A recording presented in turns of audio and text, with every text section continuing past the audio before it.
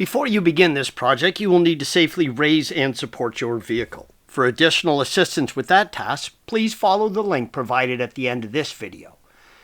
Once it's safely up in the air, depress your brake pedal halfway and hold it in place with a stick or a brake depressing tool.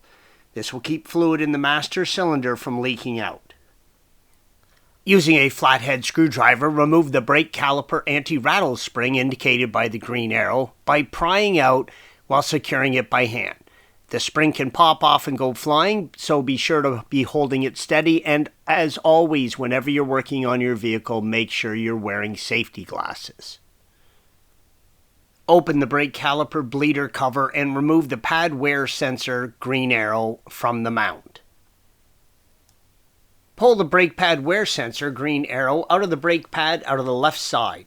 Be very careful as the sensor tends to break when removing. I like to use a pair of needle nose pliers to pull the sensor out. Using a flathead screwdriver, slowly press the brake caliper piston in.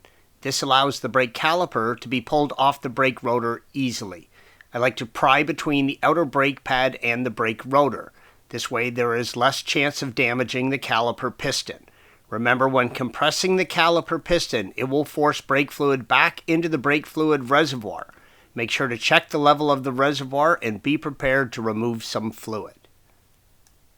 Working at the brake caliper using a 14mm flared nut wrench, loosen the brake hose, green arrow. Don't remove it, you'll just unloosen the hose from the caliper later. You can use a regular 14mm open wrench, however you risk damaging the hex on the brake line.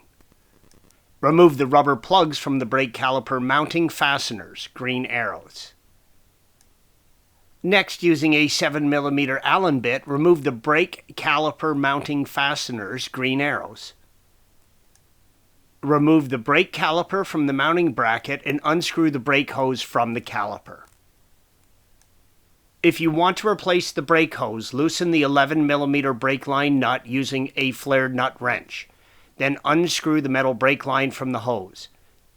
Then remove the hose from the mounting bracket and install a new one in its place. Installation of all other components is the reverse of removal. And now you must completely bleed your brakes. Do not attempt to drive the vehicle without first properly bleeding the brake system. Please follow the link provided at the end of this video for additional assistance with that task. Thanks for watching. Be sure to subscribe to our channel and check out another video in this series.